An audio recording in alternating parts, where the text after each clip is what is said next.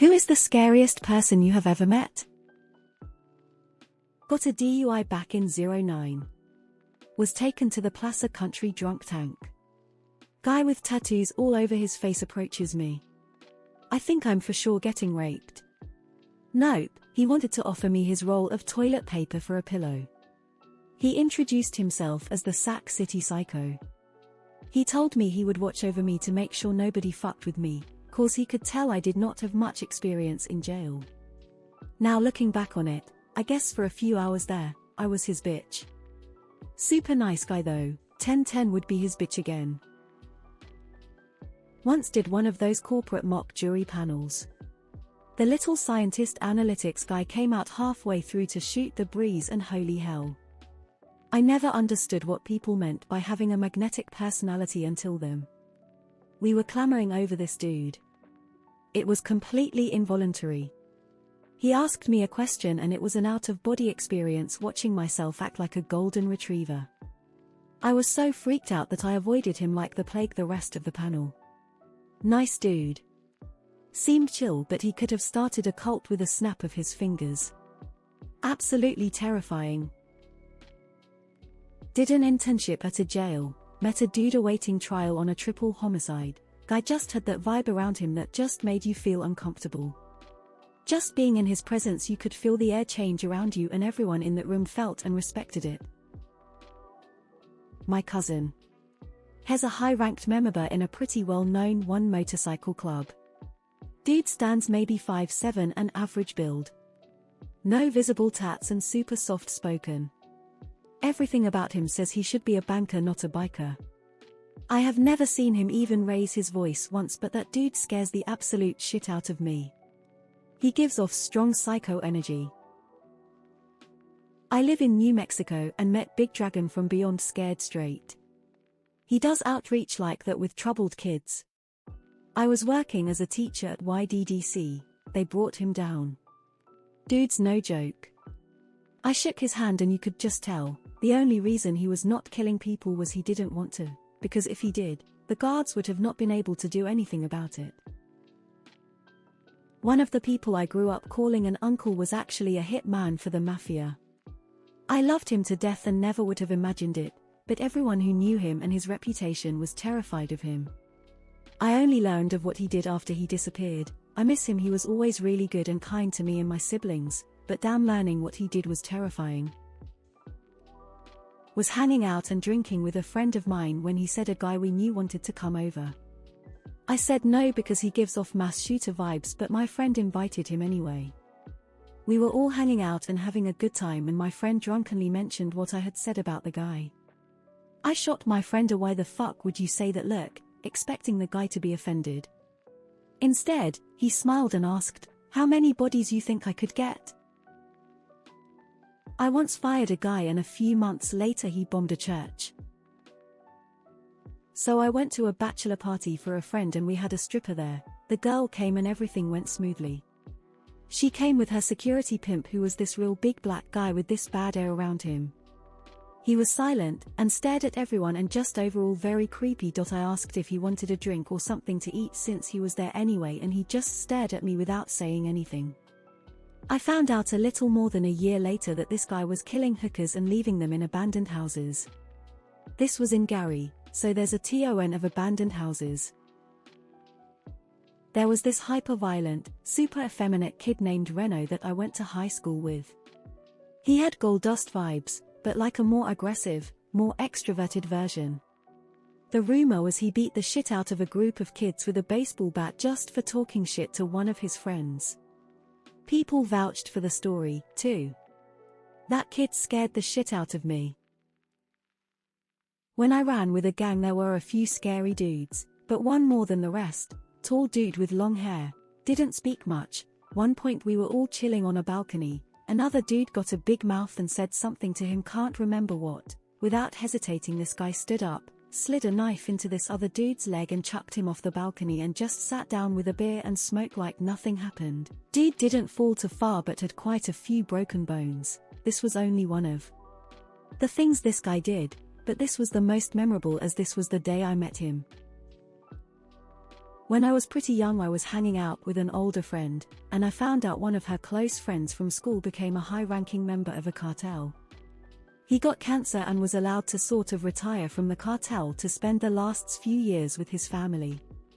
I met him at a party of hers and we smoked a joint together. He was very polite, but I had no intention of spending more time around him. Dude who hung out with a friend of mine back in the 1980s was a Vietnam vet, one of the advanced forces guys or whatever they called them. Looked like he could bite the top off a fire hydrant. Not sure if this counts. When I was in 6th-7th grade, I was in Air Cadets and was sent to Trenton Air Force Base in Ontario for training.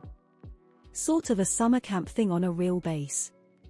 The head guy in charge of the base was Colonel Russell Williams. I remember classes where he would come in and even getting a tour of his office. Turns out he was an actual serial killer.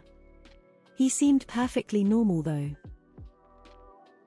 I moved furniture when I was younger, and one time I moved a PPCLI airborne guy. He was nice enough, but also, something about him was really unsettling. I used to hang with a pretty bad crowd, and some of them had done some bad things, but nobody I had ever been around made me as unsettled as this guy did.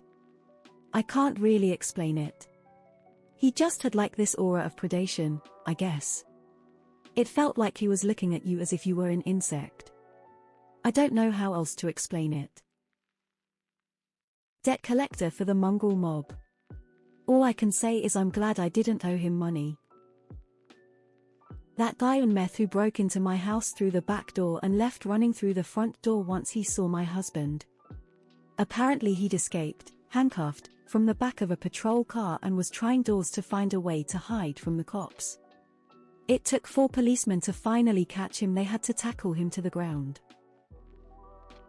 Was 19 alone in Arizona just starting collage and I thought I had my door locked. I was playing WoW and I looked at the corner of my eye and there was a black man standing in my apartment staring at me with a black garbage bag. Said nothing, just stared at me. Felt like eternity, but before I could react some cop sirens went off out in the street and he ran off. After that I moved in with some friends and for years I checked the door locks, had nightmares of him just staring at me until I was able to move back home. A manager of mine at my first serving job at a Tony Roma's.